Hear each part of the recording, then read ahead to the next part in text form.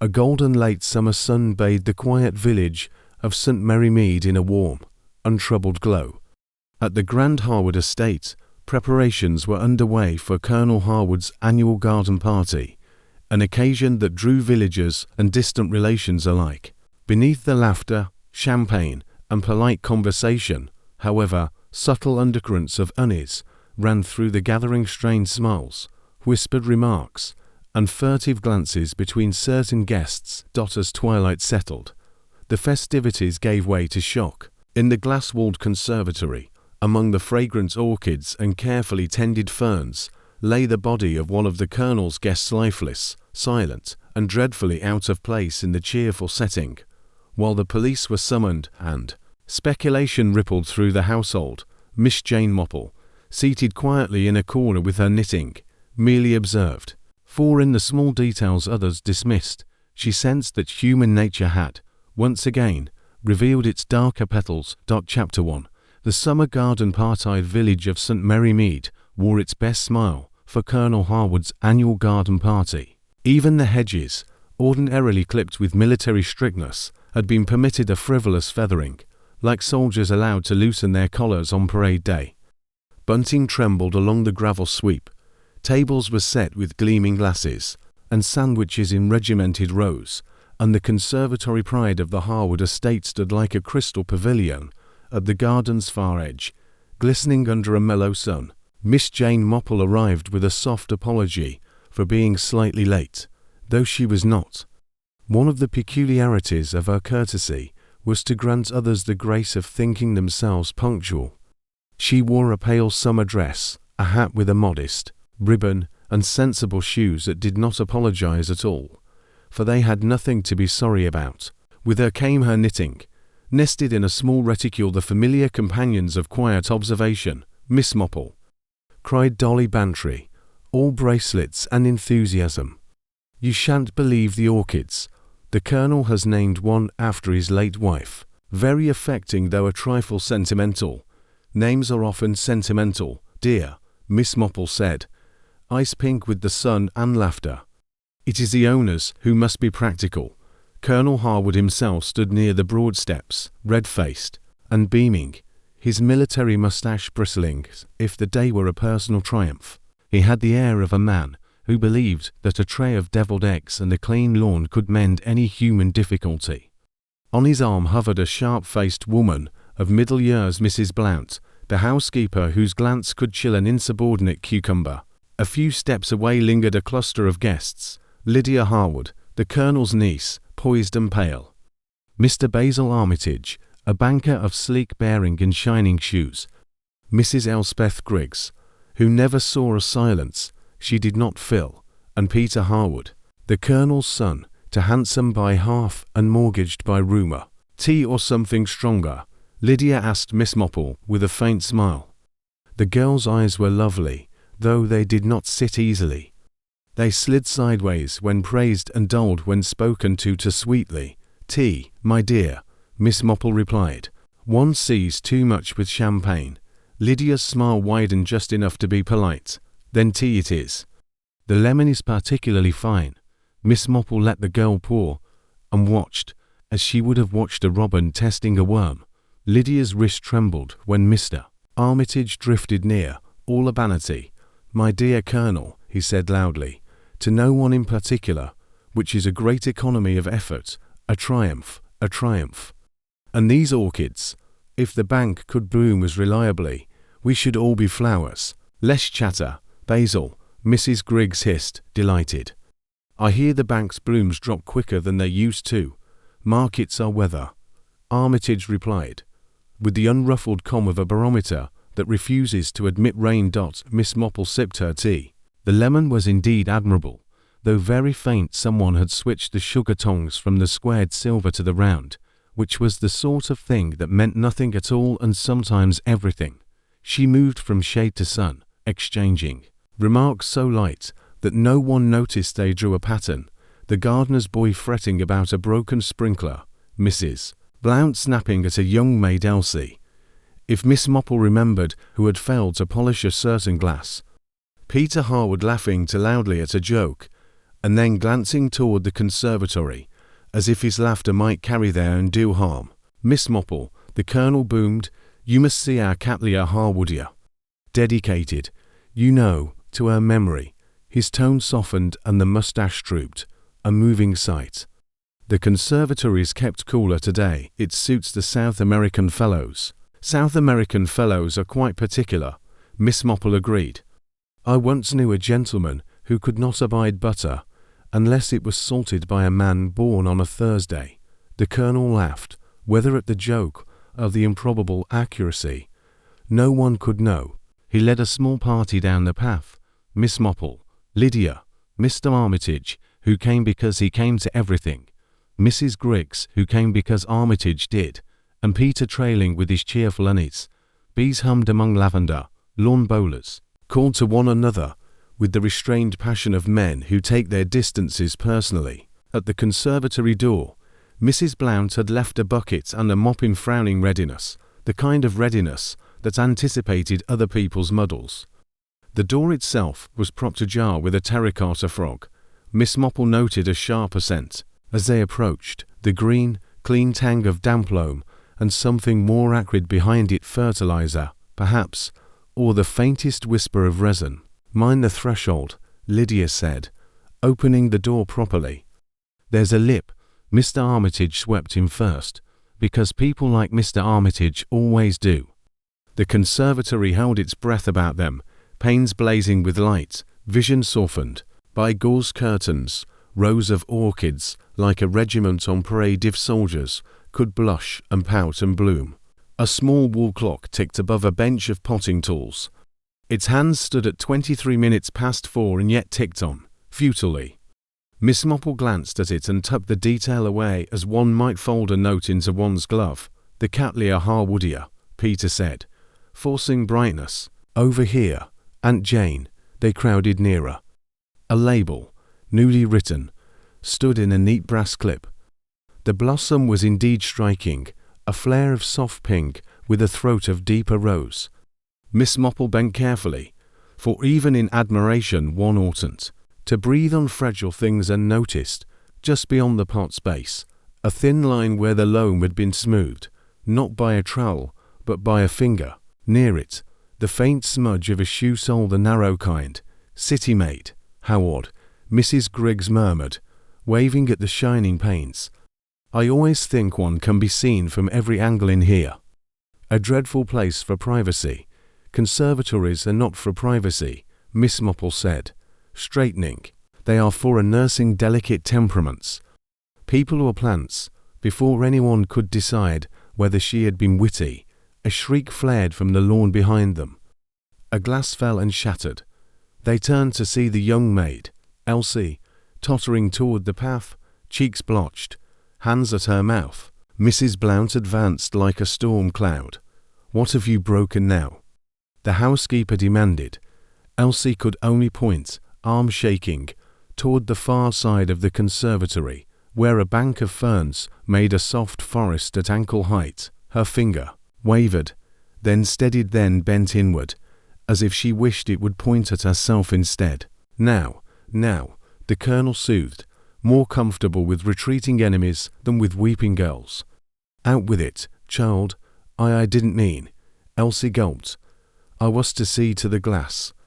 "The smears," Mrs. Blount said. "And I saw a—" "Spit it out, Mrs." Blount barked. "A hand," the girl whispered. "A hand under the ferns." Lydia made a small noise, like a bird striking a window. Peter's cheerfulness collapsed into silence. Mr. Armitage's composure rearranged itself into useful briskness. "Nerves," Mrs. Griggs declared, with the air of someone diagnosing a piano. "These girls are all nerves." "It was a route. Show us," the Colonel said, not unkindly, but as he would have ordered a recruit. They moved, a little cluster of village life pressing toward the ferns. Miss Marple did not hurry. She observed how Peter placed himself between Lydia and the ferns, how Mrs. Blount's mouth thinged to nothing at all, how Mr. Armitage checked his watch, and then pretended he had not. The damp air lay heavy upon their shoulders. Abby blundered against the glass like a thought that could not get out. The ferns parted under Lydia's trembling hand. There it was, an unmistakable human hand, motionless among the fronds, pale as a new mushroom, a signet ring glinting dully. The sleeve beyond it was of dark cloth, well tailored, a cufflink peeped with discreet expense. Lydia drew back with a stifled cry. Peter said something that meant nothing. Mrs. Griggs, who had been sure of nerves, became equally sure of calamity. Mrs. Blount made a sound, low and furious, that no one would have expected from a housekeeper, and which she at once smothered. "Stand back," the Colonel commanded. "Peter Armitage, help me." But Miss Marple had already knelt, unobtrusive as mist. She looked, not only at the hand, but at the fern fronds bent in one direction, and then the other, at the way the loam had crusted on the cuff edge, at a small trace of powdery residue on the ring pollen, perhaps, or something less innocent. She did not touch. Her eyes moved to the potting bench. A pair of secateurs lay open, with a dried film near the joint. A spray bottle beaded faintly. Its label turned to the glass. The wall clock ticked at 4:23, though M. Chapter to a shocking discovery hush that had settled over Colonel Harwood's conservatory long after the first cry of alarm. It was as though the air itself had thickened, holding the scent of damp earth and orchids in a stifling embrace. Guests who had been merrily sipping their tea on the lawn only minutes before now pressed forward, curious, whispering, their bright chatter muted into anxious murmurs. Colonel Harwood, his complexion ruddy with both anger and bewilderment, ordered the guests back with the same booming voice that once had sent soldiers into line. "Back, I say. This is no place for gawkers. There's been an incident. We must preserve order."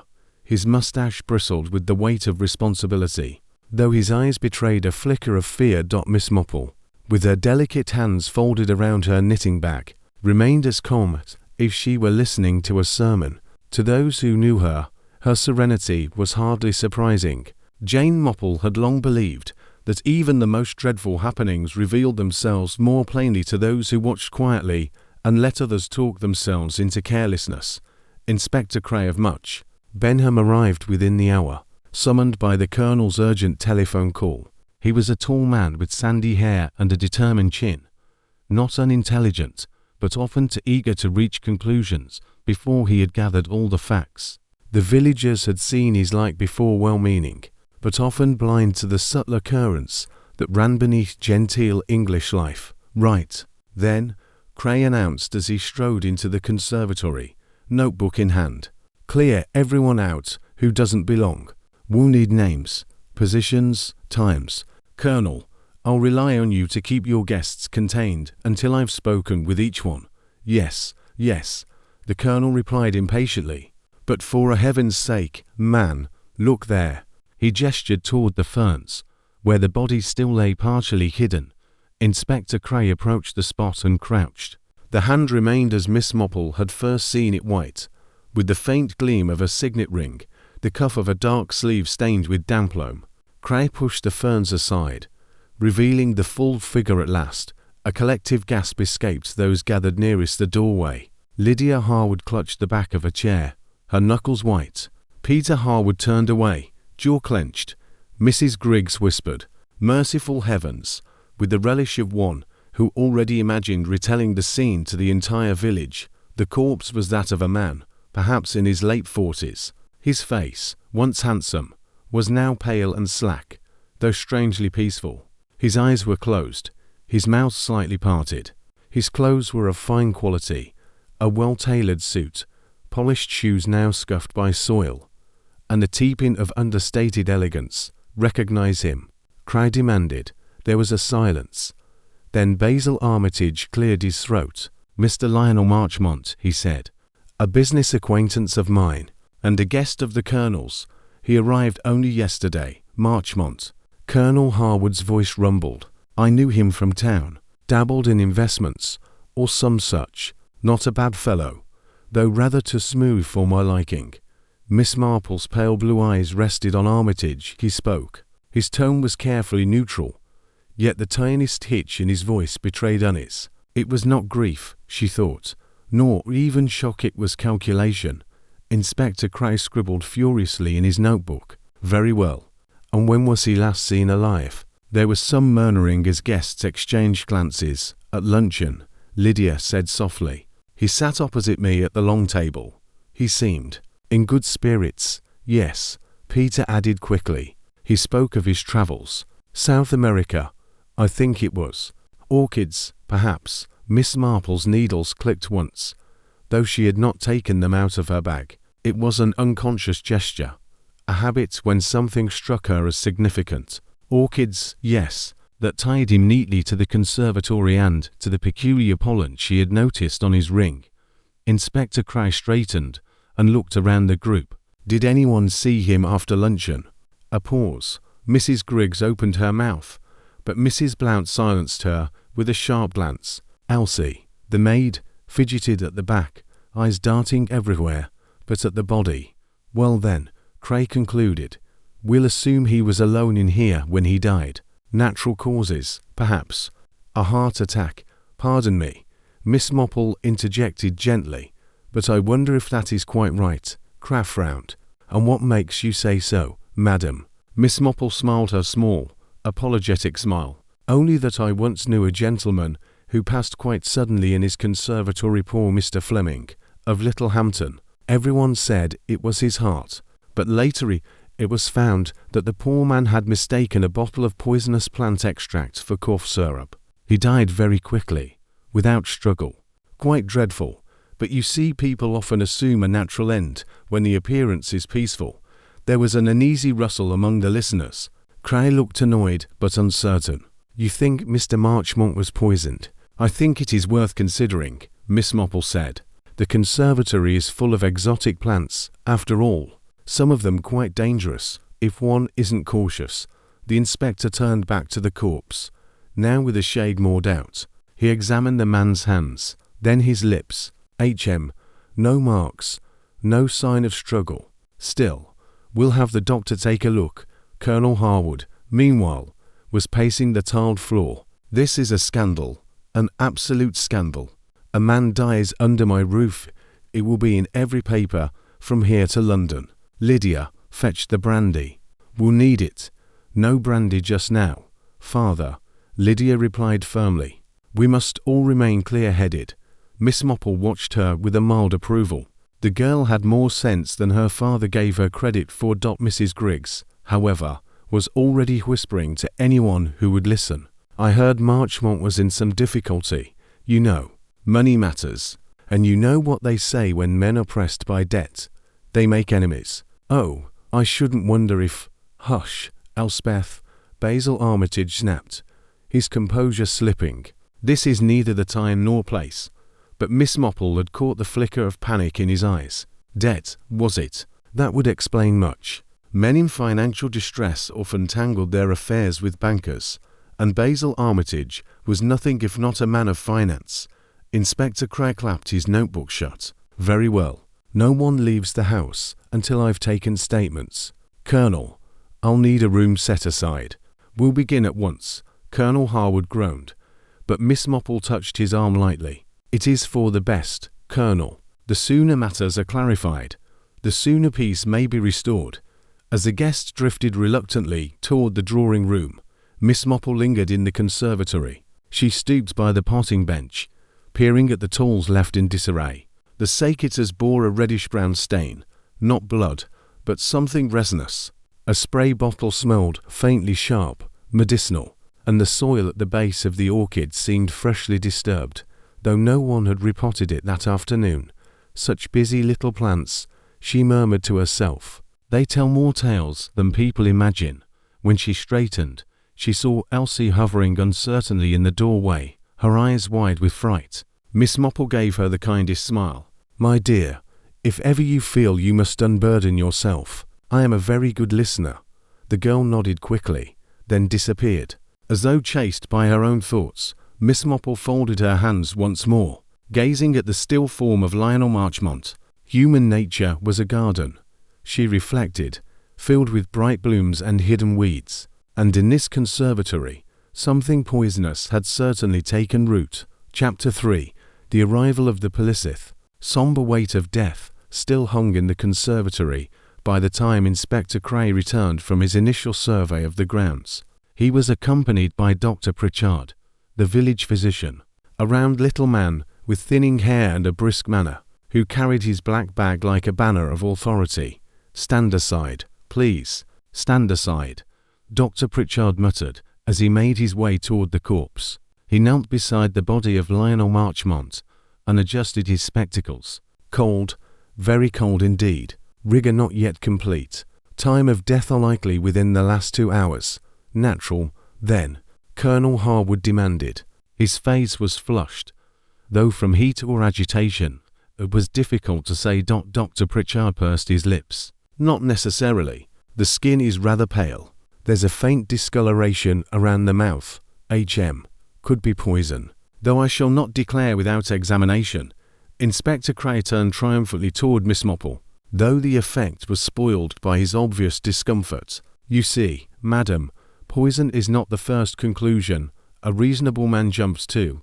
Miss Marple inclined her head modestly. "No, indeed, but one does not require a medical degree to recognize that orchids are not the only dangerous things in a conservatory.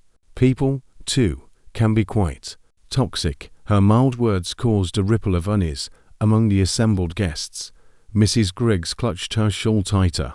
Lydia Harwood's lips pressed into a bloodless line, and Basil Armitage coughed in a manner altogether too deliberate. "Very well," Cray announced. "We shall proceed methodically. Colonel, I must ask you to confine all your guests within the house until I have taken their statements. No one leaves, no exceptions." Colonel Harwood sputtered. "Confine them? Good heavens, sir. These are my friends and relations, not criminals. They are witnesses," Cray said firmly, "and one of them may be more than that." Miss Marple's gentle eyes flickered toward Elsie, who lingered by the door like a rabbit unsure whether to flee. "Poor girl," she thought. "She has seen something, though she hardly knows whether to speak or stay silent." Dr. Pritchard closed his bag with a snap. "I'll arrange for the body to be removed for post-mortem. Poison is my strongest suspicion. Fast-acting, no external injury. And this curious residue on the lips, yes, very likely some botanical extract."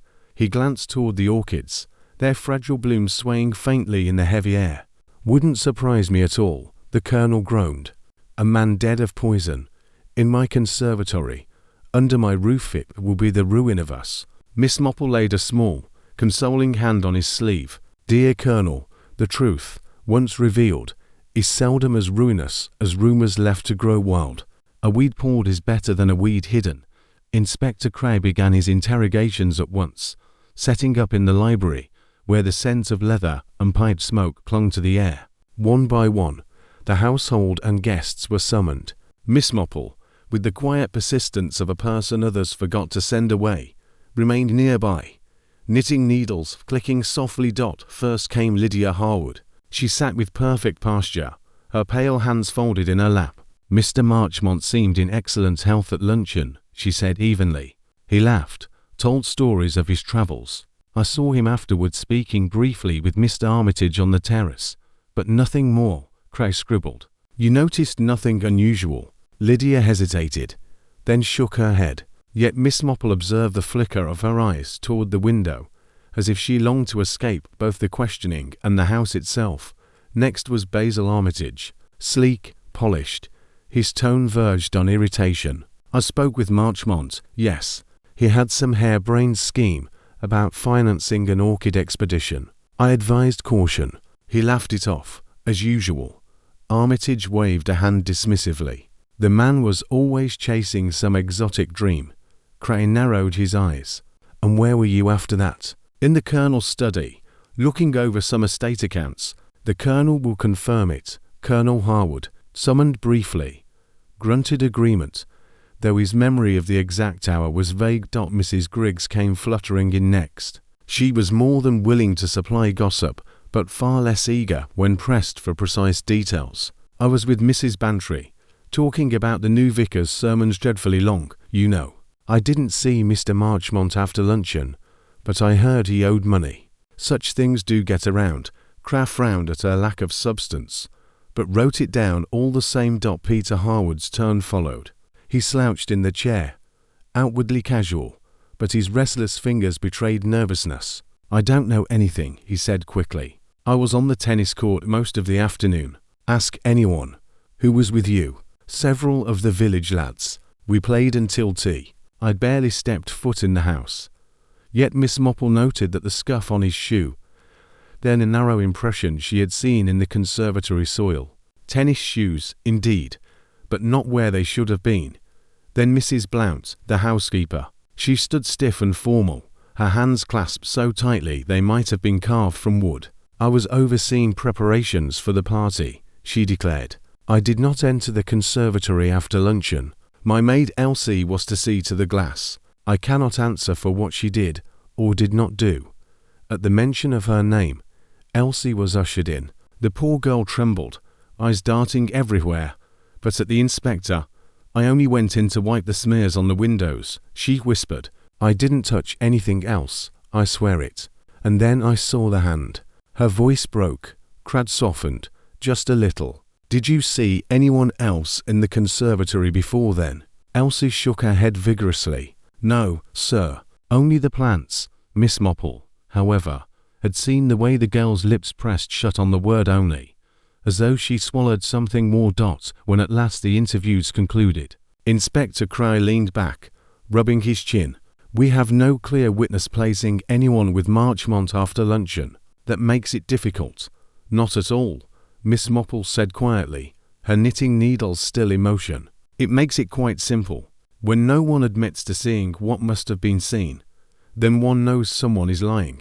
And the person who lies is the person most afraid of the truth." Cray bristled. "That may be so, madam, but we require evidence, not village proverbs." "Indeed," Miss Marple murmured. "And evidence, like weeds, has a way of sprouting where one least expects. Do you garden, Inspector?" "No, I do not," he snapped. "Ah," Miss Marple sighed. "Then perhaps you have not observed how a small disturbance in soil will always betray itself, no matter how carefully smoothed." She looked toward Peter Harwood's shoes, then back to her knitting, as though she had spoken of nothing more than roses. The evening deepened. A hush fell over the house, broken only by the low murmur of guests in the drawing-room and the steady tick of the hall clock. The body of Lionel Marchmont was carried away under a sheet, the servants crossing themselves as it passed. Miss Marple sat quietly in a corner, her needles clicking, her eyes very far away. Already the threads of the pattern were forming in her mind: debts, orchids, secrecy, and the silent witness of a frightened maid. The conservatory had yielded one corpse, but it would yield more secrets yet. Chapter 4. A web of suspects. The following morning dawned heavy and overcast, as if the sky itself conspired to deepen the gloom at Harwood House. The village had already begun to hum with whispers. News of Lionel Marchmont's untimely end travelled faster than any train to London. By breakfast, every shop in St. Mary Mead would be weighing in with speculation, none more avid than the ladies at the grocer's.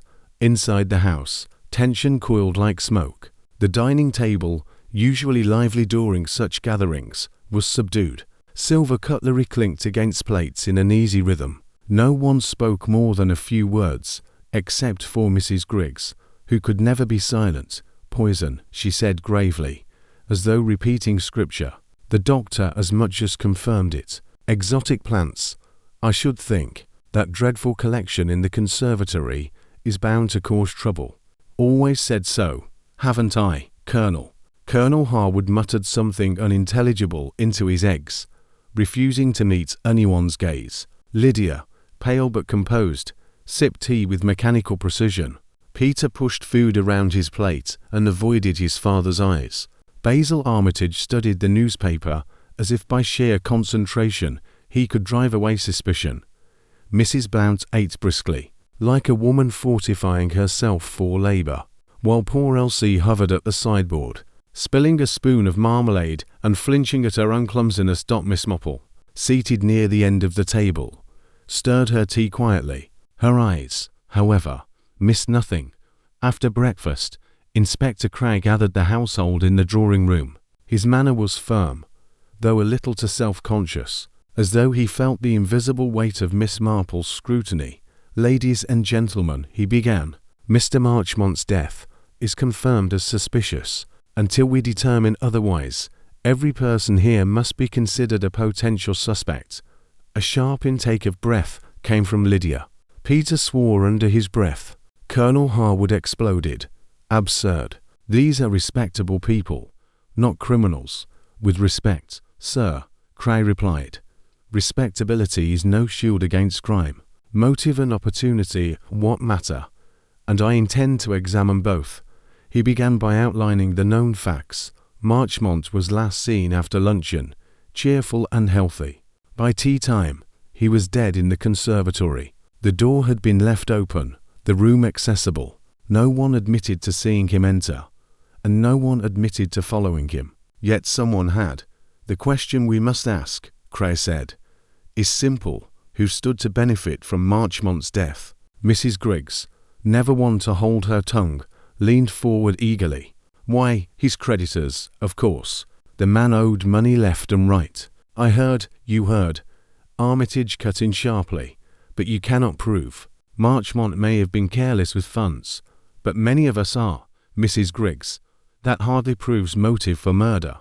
Miss Marple observed him with interest. His denial came too quickly, too heartily. She suspected he knew very well the state of Marchmont's finances, perhaps too well. Inspector Cray turned to Peter. "And you, Mr. Harwood, did you have any dealings with the deceased?"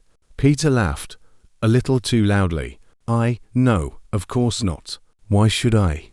"Because," Miss Marple interjected softly, "Mr. Marchmont was rumoured to have financed some of your amusements in town. Cards, perhaps, or horses." The young man flushed scarlet. "That's a lie." "Not necessarily," Armitage said smoothly. "Marchmont did enjoy playing benefactor, especially when it suited him." Peter's fists clenched. "You've no right to." "Enough," Colonel Harwood thundered. "We shall not bicker like fishwives. Peter is my son, and I will not see his name dragged through the mud." Inspector Cray scribbled in his notebook, eyes darting between father and son. "Nonetheless, financial ties are a common motive."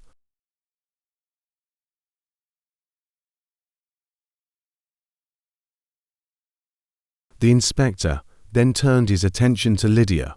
"Miss Harwood, you sat nearest the deceased at luncheon. Did he say anything of significance?" Lydia hesitated, her lash lowering. Only that he intended to speak with me later, in private." All eyes fixed on her. "What about?" Cray pressed. "I do not know," she whispered. "He never had the chance," Mrs. Griggs gasped. "A proposal, perhaps." "Oh, how romantic." "Silence, woman," Mrs. Blount snapped. "This is not a parlour game." But Miss Marple's mind was already ticking. Marchmont had wished to speak privately with Lydia. Was it business, romance, or something altogether darker? Lydia's guarded tone suggested was not an invitation she welcomed. The inspector moved on. "Mrs. Blount, you ran this household. Did you see anything unusual?" "No," the housekeeper said crisply. "My duty is to maintain order, not to pry. Though if I may say so, Marchmont was a man of secrets.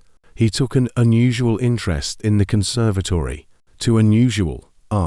Cray raised a brow. "In what way?" "He was seen there often, alone, poking about, as though searching for something." This revelation sent another murmur through the room. Elsie, standing in the corner, suddenly blurted, "It's true, sir. I saw him myself once, late at night. He was crouched by the orchids, writing in a little book. When he saw me, he shut it up quick and told me to be gone." All heads turned toward the trembling maid. Mrs. Blount's glare could have felled a regiment, but the girl, now pale and shaking, pressed on. "I swear it, sir. I didn't tell before I was frightened, but he was always sneaking in there." Inspector Crad nodded grimly. "Thank you, Elsie. That may prove very important." Miss Marple gave the maid an encouraging smile. She knew that the smallest voices often spoke the greatest truths if only someone would listen. As the questioning wound down, suspicion seemed to hang over them all. Armitage with his banking ties, Peter with his debts, Lydia with her secret meeting, Mrs. Blount with her sharp control, Elsie with her frightened testimony. Even Colonel Harwood himself, though blustering, had motives buried in pride and reputation. When the group dispersed at last, Miss Marple lingered by the fireplace, her needles clicking softly. Inspector Cray approached, clearly exasperated. "They all look guilty," he muttered. "Yes," Miss Marple agreed serenely. "That is the trouble with guilt. It has a way of appearing in the most respectable of faces. But you must not confuse appearance with truth, Inspector. Human nature is like knitting tangled, until one follows the thread." He frowned. "And which thread would you follow?" Her eyes drifted toward the conservatory door, just visible across the hall. "The one that leads back among the orchids, of course. Plants cannot lie, Inspector. But people often do." Chapter 5. Village Whispersby the next day. The news of Lionel Marchmont's death had reached every corner of St. Mary Mead. The village, like all villages, was a living net of whispers. A comment dropped at the butcher's was caught at the greengrocer's, carried to the post office, and embroidered at the vicarage. By afternoon, the story was as tangled as a skein of wool pulled by a cat. Some said Marchmont had been struck down by a curse from Colonel Harwood's exotic orchids. Others insisted he had been poisoned by a jealous rival. Still others declared it must be suicide, though none could explain why he would choose the conservatory of all places to stage his end. Miss Marple moved quietly among the talk. She was seen at the shop selecting a spool of cotton, at the bakery asking after a seed cake, at the church arranging flowers for Sunday service. To most she was the kindly spinster who loved her garden and her knitting.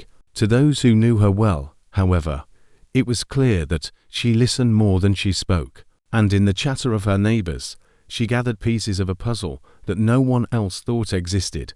"Mark my words," said Mrs. Price, the postmistress, leaning confidentially over the counter. "The Harwoods have trouble enough without corpses turning up in their glass house.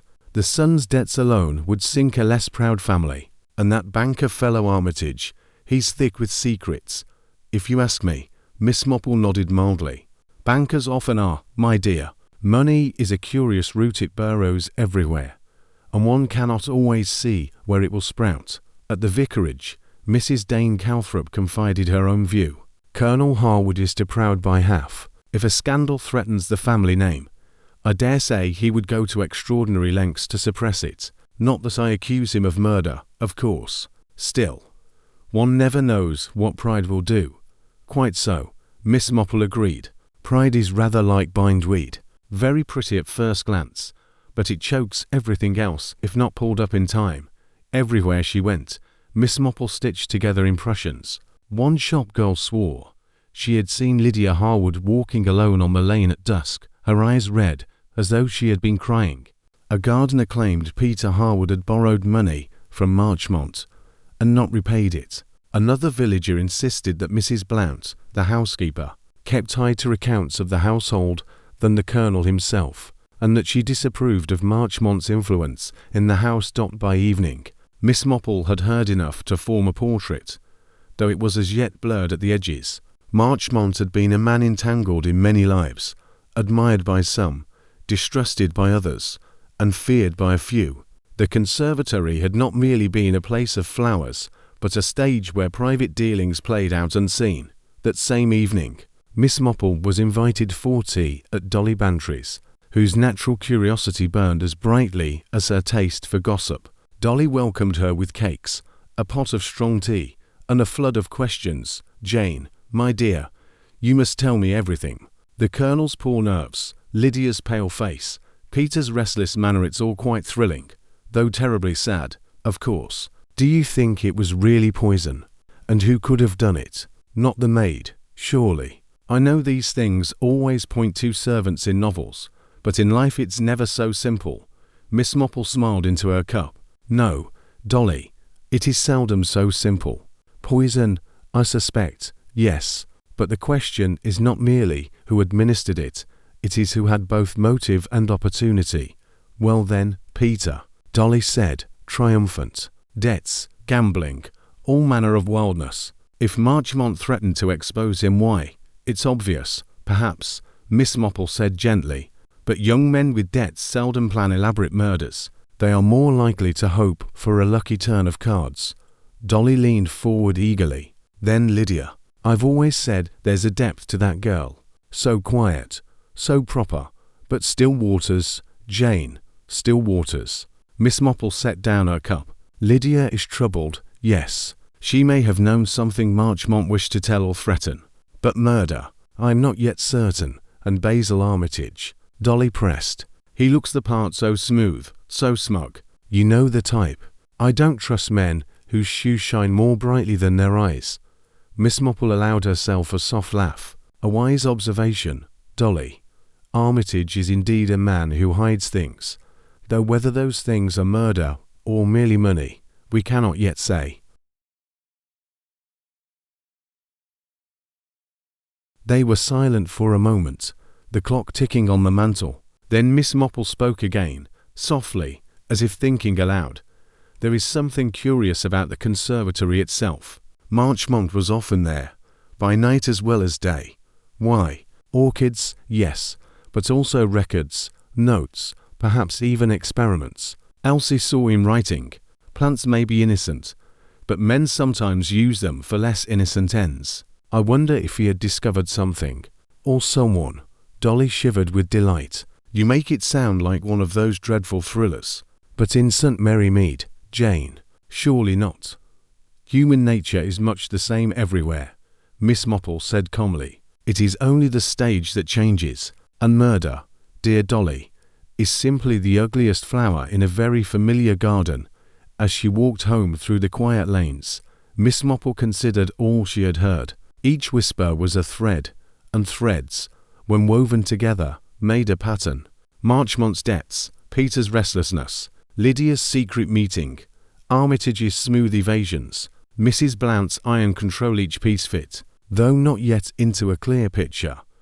But one detail clung to her mind more than the rest, the clock in the conservatory, frozen at 23 minutes past 4, though time had marched on.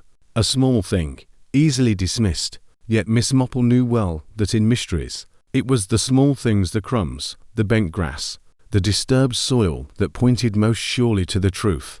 And so, as the village hummed with scandal and the police stumbled through their inquiries, Miss Marple returned to her cottage, set her knitting upon her lap, and began to follow the faint threads that others had overlooked, for she was quite certain now, Lionel Marchmont had not died by accident, nor by whim.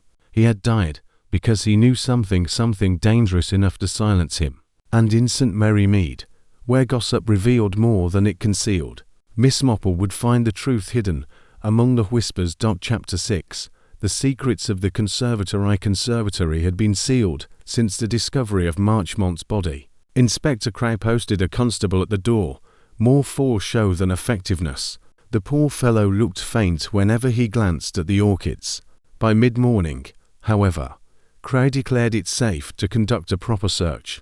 Colonel Harwood, still red-faced and muttering about scandal, reluctantly handed over the keys. Miss Marple, who had quietly asked leave to join the inspection, arrived just as the inspector and Dr. Pritchard entered the glass house. She stood in the doorway, the light glancing off her silver hair, and gazed into the green depths as though peering into a jungle. Inside, the conservatory smelled of damp soil, fertilizer, and something sharp or an acrid tang that lingered at the back of the throat. Rows of orchids stood in proud defiance of the gloom, their delicate petals trembling as if in anticipation. The air was heavy, too warm for comfort, the kind of heat that lulled one into a false drowsiness. Right, Crowe said, rubbing his hands. We'll examine everything. Tools, soil, pots, nothing left unchecked. Poison, Pritchard, you said. The doctor nodded. Most likely botanical. If Marchmont ingested something, it could have been slipped into wine, tea, or perhaps brushed on his lips. Some orchids exude oils that are quite lethal. Miss Marple drifted toward the potting bench. To anyone watching, she appeared merely curious, a harmless old lady poking about, but her eyes were sharp as pins. She touched nothing, yet noted everything, the secateurs with their dried resin, the spray bottle with beads of moisture along its neck, the soil clinging in irregular clumps. "Look here," she murmured, pointing with her knitting needle, which she carried as naturally as others carried a cane. "This soil freshly disturbed. See the uneven line around the base of the pot. Someone has pressed it down by hand, not by trowel." Cray bent to look, squinting. "So, gardeners do that all the time." "Not gardeners," Miss Marple said gently. "Gardeners know that loose soil helps roots breathe.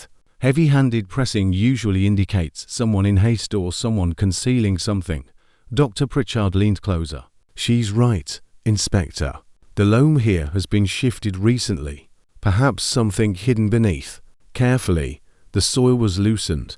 From beneath the roots of the orchid emerged a small, leather-bound notebook, edges damp and stained. Cray let out a sharp exclamation. "Marchmont's, I'd wager." The maid said she saw him writing here. The inspector flipped it open with gloved fingers. Pages of cramped handwriting filled the book, notes about plants, coded abbreviations, and odd lists of numbers. Miss Marple peered over his shoulder, eyes narrowing. "Botanical terms, certainly," she observed, "but also financial figures. Debts, perhaps, or investments." Armitage, summoned reluctantly to the conservatory, paled when he saw the notebook. "This is nonsense," he muttered. Marchmont was always scribbling. "Likely worthless." Miss Marple caught the flicker of alarm in his gaze. "Worthless, indeed, or far too valuable." They pressed further into the conservatory. Near the broken clock on the wall, Miss Marple paused. The hands still rested at 23 minutes past 4. She touched the casing lightly. "So curious," she said. "A clock that ticks yet does not advance." Almost as though someone wished to suggest a false time of death, Cray frowned. "You mean, deliberately tampered with?" "Very likely," Miss Marple said. "Clocks seldom stop by accident at just the moment one might wish them to." The inspector muttered, clearly irritated that such deductions had not occurred to him first. Near the ferns where Marchmont's body had lain, Miss Marple crouched. The soil here, too, bore mark scuffs of a shoe sliding sideways, as though someone had stumbled. Narrow, sawless, city-made. She remembered the similar print she had glimpsed on Peter Harwood's shoes. But there was more. She reached delicately with her needle and lifted a tiny object from the soil, a fragment of glass, curved, tinted faintly green. She held it up. A bottle, perhaps, broken recently. Dr. Pritchard examined it. Yes, a vial, most likely, could have contained liquid poison. Armitage shifted uncomfortably. Colonel Harwood blustered about intruders and nonsense, but no one seemed convinced. When the inspection concluded, the evidence was laid upon the potting bench: Marchmont's notebook, the glass fragment, the suspicious soil, and the stubborn clock. Each item spoke of deliberate interference, not accident. As the others debated, Miss Marple's mind spun its quiet web. She saw the pattern forming, though the threads were faint. Marchmont had been keeping records perhaps too dangerous for someone's comfort. He had been silenced before those secrets emerged. The conservatory was not merely the scene of his death, but the very vault where he had hidden the truth. Later that afternoon, Miss Marple sat in the drawing-room with Lydia Harwood. The girl's face was drawn, her hands restless. "You are troubled, my dear," Miss Marple said kindly. "Marchmont wished to speak with you privately. Was it about this?" She tapped the notebook. Lydia's eyes widened, then filled with tears. He said he had proof that Basil Armitage was cheating father.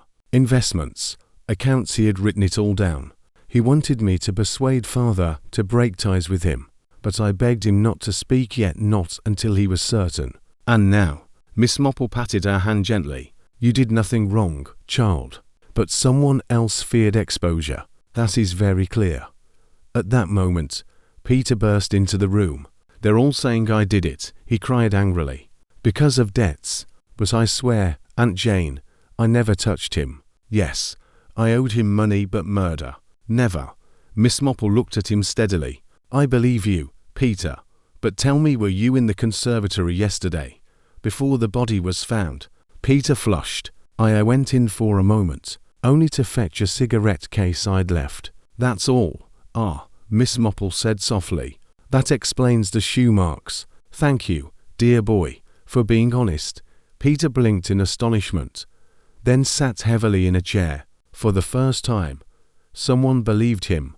When evening fell, Miss Marple sat by her window, knitting in the fading light. The notebook, the glass fragment, the disturbed soil, the broken clock all whispered the same truth. Marchmont had been silenced for what he knew, not who he was. The conservatory held its secrets still. But Miss Marple knew the orchids had already begun to speak, and she, who had always listened keenly to gardens and gossip alike, was ready to hear them out.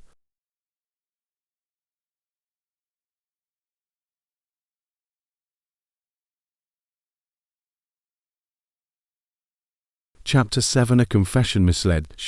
Household had scarcely absorbed the revelations from the conservatory when a new drama unfolded. Inspector Cray, still flushed with the pride of having discovered Marchmont's notebook, had begun to draft a list of likely suspects when the door of the library creaked open. In shuffled Elsie, the maid, her face pale as milk and her hands twisting a handkerchief to shreds. "I can't keep it no longer," she blurted. Before anyone could speak, "It was me, sir. I did it. I killed Mr. Marchmont." The room froze. Lydia let out a faint cry. Colonel Harwood surged to his feet, mustache bristling like a saber. Inspector Cray blinked, then straightened with the solemnity of a man unexpectedly handed victory. "You confessed to murder?" he demanded. Elsie nodded miserably. "Yes, sir. I put poison in his tea.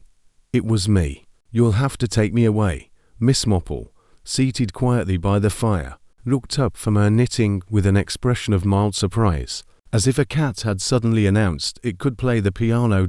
Inspector Cray pressed forward eagerly. "Explain yourself, girl. What poison? Where did you get it?" Elsie's lips trembled. "From the plants in the conservatory. Mr. Marchmont was always there, poking about, frightening me. That day yesterday I was cleaning the glass when he told me to fetch him tea. Said he'd have it there, among the orchids. I was so scared of him, sir. I slipped in something from one of the bottles on the bench, and then I ran away." Cray clapped his notebook shut, triumphant. "There we have it. A full confession. Motive fear. Means poison from the plants. Opportunity. She was alone with him. It all fits." Colonel Harwood sputtered.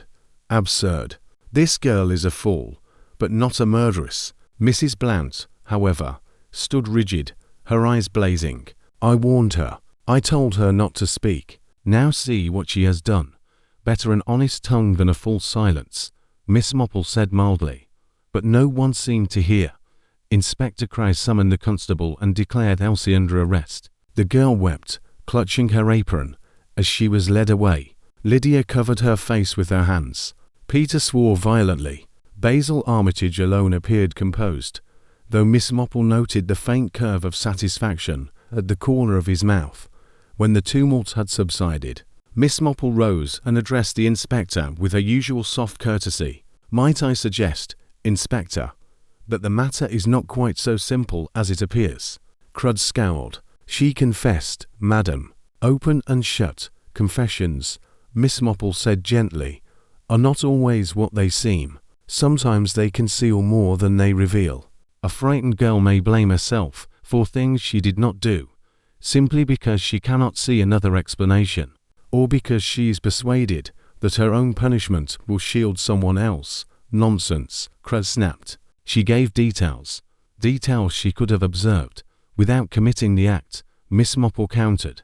"She said she used a bottle from the bench. Yet I was in the conservatory myself. Those bottles were dusty, unopened for weeks. If she had touched one, it would have been obvious." "No, Inspector. She repeats what she imagines must be true, not what is," the inspector bristled. "And what do you suggest, madam?" "That I let a confessed murderer go free. I suggest," Miss Marple said, "that you look more closely at those who benefit from Marchmont's silence. Fear, yes, but not Elsie's. There are others here with far stronger reasons to wish him dead." Her words hung in the air like the chime of a distant clock. Colonel Harwood muttered something about sensible advice, while Lydia looked at Miss Marple with sudden hope in her eyes. That evening, in the quiet of her cottage, Miss Marple reviewed the day's events. Elsie's confession troubled her not because it implicated the girl, but because it had come so suddenly, so clumsily. Why now? Why so eager? Someone had frightened her or convinced her that she alone would be suspected unless she spoke. Miss Marple knew well how easily the timid could be manipulated by the cunning. She recalled the look Mrs. Blount had given Elsie, sharp as a knife. Was it anger at a servant's folly or fear that the girl might say too much? And Armitage, smug in the wake of Elsie's arrest, did he perhaps believe the matter conveniently closed? The next morning, Miss Marple paid a visit to Elsie in the small room where she was kept under guard. The girl was weeping into her apron, trembling at every sound. "My dear," Miss Marple said gently, sitting beside her, "you did not kill Mr. Marchmont." Elsie looked up, startled. "But I said I did." "Yes," Miss Marple said. "But you know as well as I that words can be mistaken. You were frightened. You thought you might be blamed. And perhaps someone suggested to you that the only way to end your fear was to confess." Elsie's eyes widened. "How did you?" "Because," Miss Marple said kindly, "I have seen it before. In my village, many years ago, a child confessed to breaking a window he never touched only because the real culprit told him he must. Else worse would follow. It is human nature, my dear. Fear makes us say foolish things." Tears spilled down Elsie's cheeks. "It was Mrs. Blount," she whispered. She said the inspector would hang me anyway unless I spoke up. She said it would be better if I told it myself." "Or," Miss Marple murmured. "That explains much. Thank you, Elsie. You have been very brave." When Miss Marple left the room, her face was serene, but her mind was sharp with clarity.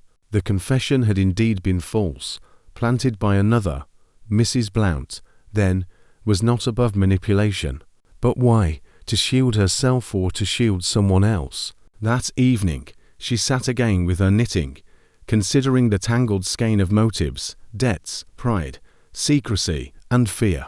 The web grew ever tighter, and though Inspector Cray congratulated himself on a solved case, Miss Marple knew the truth was still hidden among the orchids, waiting to be drawn out. The confession, far from solving the mystery, had only deepened it, and Miss Marple, who never mistook noise for truth, prepared herself to pull gently, patiently, at the threads until the whole fabric unravelled. Chapter 8. Piecing the pattern. Days following Elsie's false confession were marked by an easy quiet in Harwood House. Inspector Crouch strutted about with the air of a man certain of his triumph, while Colonel Harwood grumbled into his whisky about police incompetence. Lydia kept to her room, pale and silent, while Peter stalked the gardens like a restless animal.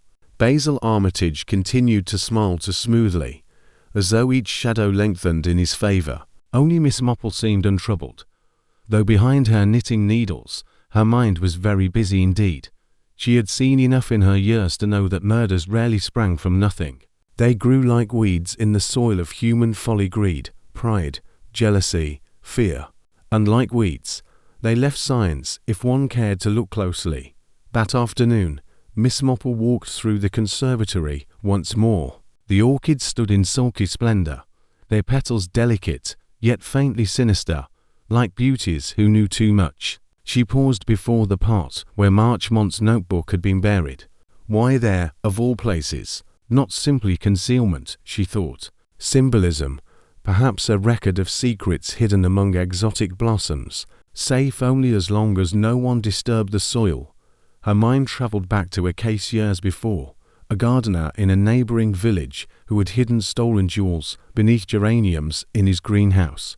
When discovered, he swore he had chosen them because they flowered brightly no one would suspect. Yet it was precisely the brightness that betrayed him. So too with Marchmont. His secrets were valuable enough to kill for, and someone in this house had decided those secrets must never see light. Miss Marple closed her eyes, recalling the fragments. The clock stopped at 23 minutes past 4, though time had marched on. A glass vial broken in the soil, shoe scuffs narrow and city-made. Lydia's whispered confession, that Marchmont meant to expose Basil Armitage's dishonesty, Peter's debts, Mrs. Blount's manipulation of Elsie. Each piece alone seemed small, but together they began to form a pattern.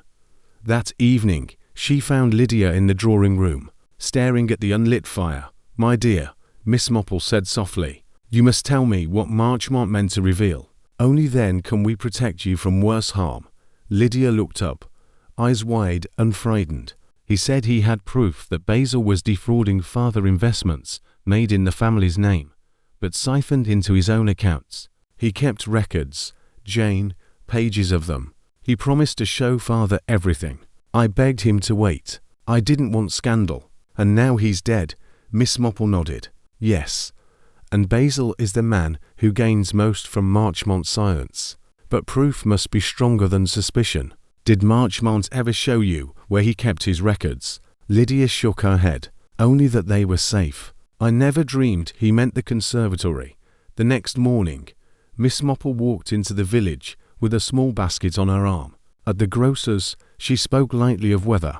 At the post office, of stamps. But at each stop, she listened carefully. She learned that Basil Armitage had visited London frequently of late.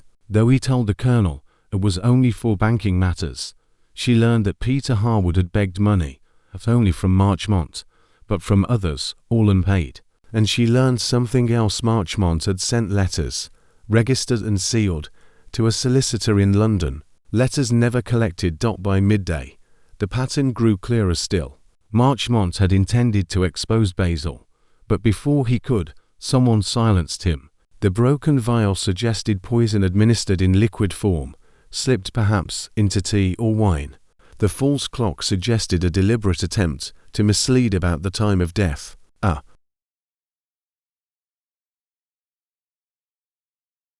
Dolly gasped. The housekeeper and the banker. What a pair. Miss Marple sipped her tea. "Mrs. Blount is loyal, yes, but loyalty misapplied can be dangerous. She would do much to shield the Harwoods. But Armitage, he has the most to lose. If Marchmont exposed him, his career, his fortune, even his freedom might vanish. He's the one who gains by silence. And he's clever enough to tamper with a clock, to plant evidence, even to frighten a maid into false confession." "But Jane," Dolly said, "you have no proof." Miss Marple's eyes twinkled. "Not yet. But one need only give a guilty man the chance to trap himself. They nearly always do. That is human nature." That night, Miss Marple wrote a quiet note to Inspector Kraut, suggesting he summon everyone to the conservatory the following evening. "I believe," she wrote, "the orchids themselves may help reveal the truth." When she laid aside her pen, she folded her knitting neatly and set it in her basket. Her mind was calm, for the pattern was almost complete. She saw now that Marchmont's death had not been a sudden tragedy, but the final act of a plan woven with greed and secrecy. The murderer had believed himself clever, but cleverness often overlooks the simplest of truths. As the candles burned low, Miss Marple allowed herself a small sigh. "It is nearly finished," she whispered to the quiet room. "Tomorrow, the last thread shall be pulled." And with that, she settled into her chair, her needles clicking once more, while outside the village slept, unaware that the truth of the conservatory murder was about to bloom at last. Chapter 9. The gathering at Harwood Houseth. Evening air was heavy with suspense when the household assembled once more in the conservatory. Lamps glowed faintly behind the glass panes, throwing long shadows across the orchids, whose strange blossoms seemed to leer knowingly at the gathering. Colonel Harwood stood stiffly by the door, moustache bristling, while Lydia hovered pale and silent. Peter paced like a caged animal, muttering under his breath. Mrs. Griggs perched on a chair, eager for drama. Mrs. Blount, rigid as ever, loomed at the back. Basil Armitage arrived last, immaculate as always, his polished shoes clicking against the tiled floor. Inspector Kraut presided, notebook in hand, though his expression betrayed unease. He had agreed reluctantly to Miss Marple's suggestion that all be gathered here, where the orchids might jog a memory or two. Cray was still convinced of Elsie's guilt, but Miss Marple's gentle persistence had a way of wearing down even the most obstinate Dot. Miss Marple herself sat near the potting bench, her knitting laid across her lap. She appeared harmless, almost fragile, yet her eyes shone with quiet purpose. When all was settled, she spoke, her voice soft but carrying. "My friends, we are gathered because the truth of Lionel Marchmont's death lies within these walls. It is not a matter of ghosts, nor curses, nor frightened maids. It is a matter of greed and deceit, very human things, I'm afraid." Murmurs rippled through the group.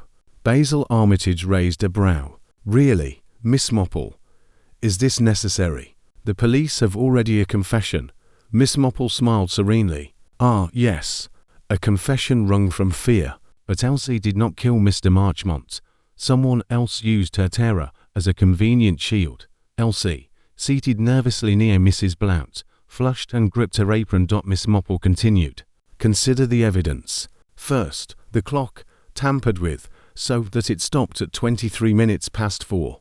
Why? To suggest a false time of death, and thus mislead us all. Second, the broken vial found in the soil. Third, Marchmont's notebook, buried beneath an orchid. And lastly, the frightened confession of Elsie, encouraged by those who knew she would crumble under pressure." Inspector Crowe frowned. "But who would do such a thing? Who had the knowledge?" "Someone who feared exposure," Miss Marple said gently. "Mr. Marchmont was no idle dreamer. He kept records of investments, accounts, perhaps dishonest dealings. He intended to reveal them to the Colonel. But before he could, he was silenced." All eyes turned to Basil Armitage. He remained smooth, though a bead of sweat glistened at his temple. "Preposterous! You accuse me because I am a banker, because I knew him. I had no quarrel with Marchmont. On the contrary," Miss Marple replied, "you had every quarrel. Lydia told me that Marchmont had uncovered your deceit, funds diverted, accounts manipulated. He was ready to reveal the truth. That notebook is proof enough. To prevent exposure, you poisoned him." Gasps broke from the others. The Colonel swore loudly. Lydia's hand flew to her mouth. Armitage gave a short laugh. "This is absurd. A fairy tale. Anyone could have tampered with that notebook. Why should I risk everything here, under this roof?" Miss Marple's needles clicked softly. "Because arrogance blinds clever men. You believed yourself safe. You chose the conservatory because Marchmont often lingered there. It would seem natural if he collapsed among the orchids. You tampered with the clock to give yourself an alibi, and you pressed poor Elsie into blame through Mrs. Blount's misplaced loyalty. It was neat, yes, but not neat enough." Mrs. Blount stiffened. "I never," she began, but Miss Marple looked at her kindly. "You only did what you thought best for the family. You feared scandal, yet by urging Elsie to confess, you served another man's purpose." Armitage's composure cracked. His voice rose, sharp. "You have no proof. Words, gossip, guesses." Miss Marple's gaze did not waver. "Proof is in the smallest things. The broken vial contained traces of a rare alkaloid used in South American orchids. The doctor confirmed as much. That very plant sits on the bench behind you. You alone had the knowledge and the access to use it. And the shoe prints in the soil, not Peter's, as you hoped, but yours. City shoes, narrow-soled, polished. You could not hide them." Basil Armitage's hands clenched. His eyes darted toward the door, then back. Silence fell, heavy as stone. Inspector Chris stepped forward. "Is it true, Armitage? Did you poison Marchmont?" For a moment, Basil Armitage said nothing. Then, with a bitter laugh, he dropped the mask. Yes, I did it. He would have ruined me. Do you know what it means for a banker to be exposed?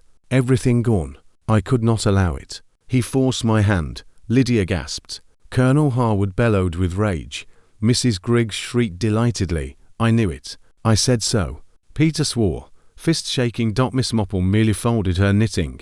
"Murder, Mr. Armitage, is never forced. It is chosen, and in choosing, you condemned yourself."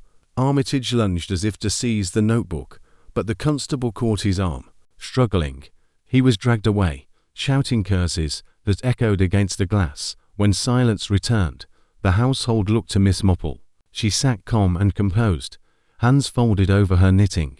"It is done," she said softly.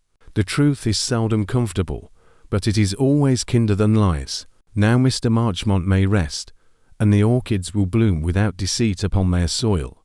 Colonel Harwood muttered something about shame and scandal. Lydia wept silently. Peter exhaled as if freed from invisible chains. Mrs. Blount, pale and shaken, sank into a chair. Miss Marple rose, smoothing her skirt. "It is late," she said gently. "We should all rest. Tomorrow will be a new day, with its own burdens. But tonight, justice has begun its work."